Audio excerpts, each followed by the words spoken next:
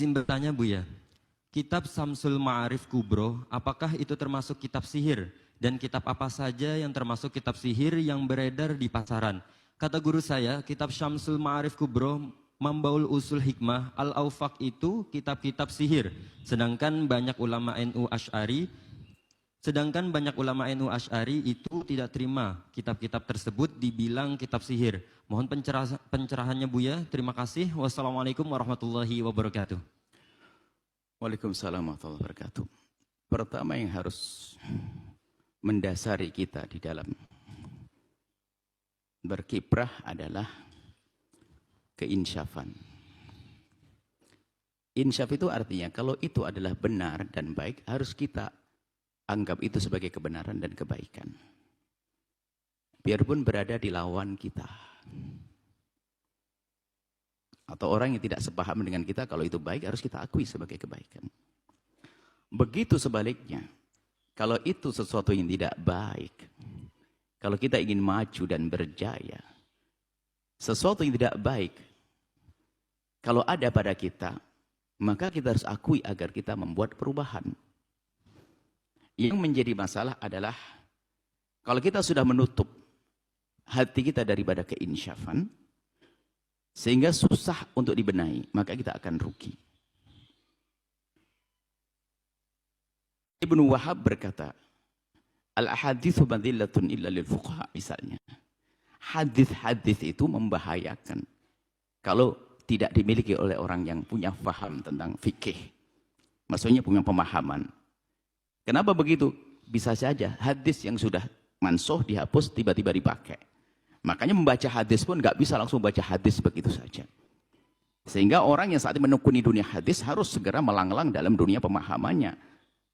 Berkenalan dengan ilmunya para pakar-pakar fikih, usul fikih dan seterusnya. Supaya hadisnya menjadi hadis yang sesuai. Tidak, kayak tadi hadis sudah dihapus ternyata dipakai lagi. Begitu juga yang masuk di dunia fikih hendaknya harus berkenalan dengan wilayah hadis. Karena ada beberapa riwayat hadis yang dipakai oleh ahli fikih, ternyata kadang hadis ini adalah tidak boleh dipakai. Yang menurut ahlinya yaitu ahli hadis adalah hadis ini tidak sah. Dan kita harus bisa menerima itu.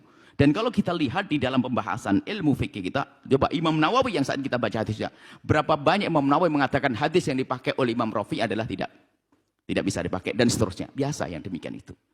Jadi masalah kritik itu adalah wajar. Yang menjadi masalah adalah fanatik buta.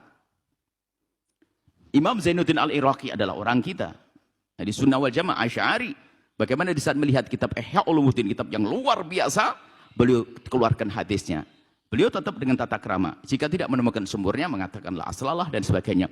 Hal itu biasa, bukan berarti Zainuddin kurang ajar dengan Imam Ghazali. Imam Ghazali hujjah. Tapi dilihat oleh Imam Zainuddin Al-Iraqi ada, misalnya riwayat hadis ini perlu dipinggirkan dan sebagainya. Tanpa mencaci Imam Zainuddin Al-Iraqi. Sekarang hari ini ada orang kritiki gampang mencaci. Ini repot juga. Ini di kutub ekstrim yang salah. Yang satu kritiki mencaci. Ghazali begini-begini. Ente duduk Imam Ghazali kayak ini paling ujung. Tidak berani ngangkat kepala. Imam Ghazali gunung ilmu. Apa yang tidak dipelajari oleh Imam Ghazali? Dengan kitab akhlak yang luar biasa. Ihya-nya. Hanya jangan gara-gara muncul setelah Imam Zainuddin Al-Iraqi kemudian dikatakan Ghazali nggak benar. Ini ada sebagian orang musuhi Ghazali. Ini memang orang aneh-aneh itu jangan diikuti. Orang Ghazali diantem ini habis-habisan. Di sisi lain kita nggak boleh fanatik dong. Lalu mengkultuskan. Nggak mungkin salah Ghazali. Nggak boleh begitu dong. Dan yang mengkritik bukan saya, bukan kita. Ini ulama gede juga. Mengkritiknya bukan dalam irama menjatuhkannya. Bukan irama menjatuhkan, kritik ilmi.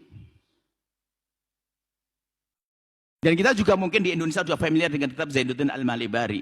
Beliau belajar dengan Ibnu Hajar. Kritik tentang amaliyah yang selama ini kita lakukan. Dikritiki bahkan dikatakan nggak baik dan sebagainya. Ya biasa, nggak usah kita langsung wah berarti Imam Zainuddin Al-Malibari tidak sesuai dengan akidah kita. Karena telah membid'ahkan ini dan sebagainya. Ya jangan begitu dong. Wah saya bakar syatok juga begitu. Ya ini kok kaku banget kita ini. Justru kritik yang diberikan oleh lawan sekalipun agar kita semakin waspada. Khususnya kita ingin mempertahankan akidah ahli sunnati wal jamaati. Karena kita yakin ahli sunnah wal jamaah Asy'ariyah, akidah yang dibangun atas dengar hujjah yang kuat. Maka di saat ada sesuatu yang bertentangan dengan hujjah kita ini, harus kita pinggirin dong. Jangan kita membela pinggiran ini, tatonya menghantam hujjah kita. Ahli sunnah wal jamaah Asy'ariyah dengan hujah dalam berakidah. Sangat jelas. Cuma di sana ada pemikiran-pemikiran yang di pinggir-pinggir kadang-kadang menghantam ini rumus-rumus yang besar ini. Atau kaidah-kaidah yang besar ini. Sederhana seperti itu sebenarnya. Jadi kita ahli sunnah wal jamaah Asy'ariyah harus semakin kritis, artinya apa? Menerima juga kritik agar kita bisa waspada. Karena apa? Di luar sana Masya Allah, hujatan kepada Asy'ariyah. Dan kita tahu hujatan mereka adalah sampah. Karena apa? Mereka dengan hawa nafsu. Kita bisa menjelaskan apa tuduhan-tuduhan mereka pada ahli sunnah wal jamaah Asy'ariyah, Maturidiyah. Kita bisa menjelaskannya. Kita harus tahankan. Dan termasuk, kata disebut NO. NO dibangun atas dasar akidah ahli sunnah wal jamaah Asy'ariyah. Dan ini harus kita pertahankan. Jangan sampai ada pinggiran-pinggiran, suara-suara yang menghancurkan usus, dasar-dasar akidah ahli sunnah wal jamaah Asy'ariyah ini. Kemudian, berbicara tentang apa tadi? Kita Samsul Ma'arif, memboleh hikmah, hufak dan sebagainya. Kita harus pandai dong menanggapi hal yang demikian ini. Tidak usahlah, jangan bilang nanti kalau yang ngomong Buya Yahya jadi dipermasalahkan. Kita punya tokoh-tokoh dalam ilmu hadis misalnya.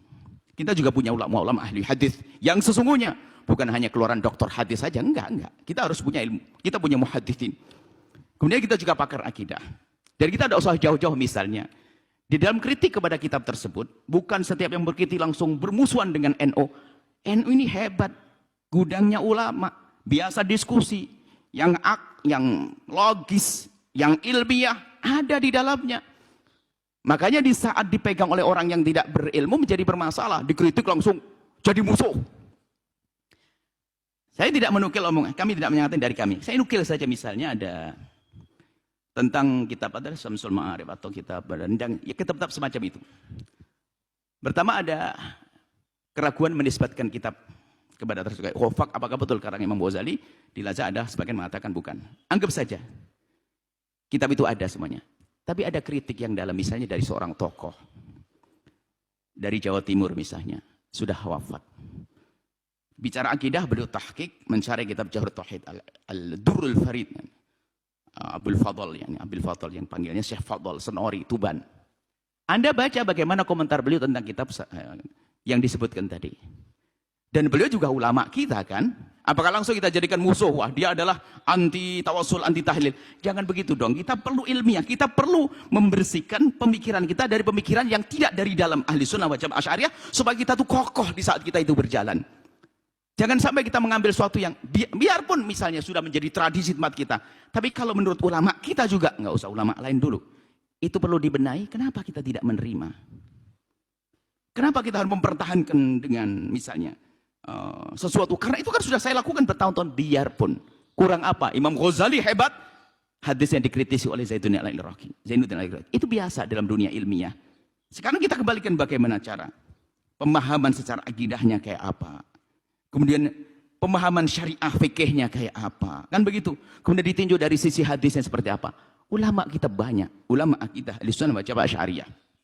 Jadi semacam Syekh Abdul Fadl, kita bisa melihat ini. Saya masih ingat, saya enggak, sudah lama sekali saya baca kitabnya. Saya cari pun enggak ketemu kitabnya di mana. Saya dikasih hadiah umur 14 tahun yang lalu kitab itu. Dan sudah kita baca. Al-Iqdul Farid saya baca. Dan begitu asik yang belum baca. Dan beliau dalam muqaddimahnya mengatakan, saya itu sudah terlena, hampir tidak peduli dengan urusan ini. Akhirnya Allah kembalikan aku senang, saya menulis ini. Dia mengkritiki, dan kitab syarah akidah beliau sudah mulai mengkritiki pemikiran-pemikiran yang aneh-aneh. Kalau tidak salah di bagian belakang. Ya, kita perlu ulama-ulama yang kritis semacam itu. Nah, itu pun beliau bukan dengan caci maki dan oloan. Ini kami sampaikan kepada pemuda-pemuda, khususnya yang pemikir-pemikir, pemuda yang menuntut ilmu. Yuk, semua itu ada ilmunya loh ya. Jangan sampai kita ngomong menurut hawa nafsu. Malu dong kita di hadapan orang yang akidahnya beda dengan kita. Ini ngawur omongannya. Ilmiah dong kan begitu. Ilmiah di saat kitab ini dikatakan misalnya nggak benar, apa hujahnya mengatakan? Kemudian siapa yang mengatakan? Jangan mengatakan, yang mengatakan itu pasti musuh kita. Suyuti yang ngomong. Nawawi yang ngomong. Berarti kebodohan kita dong.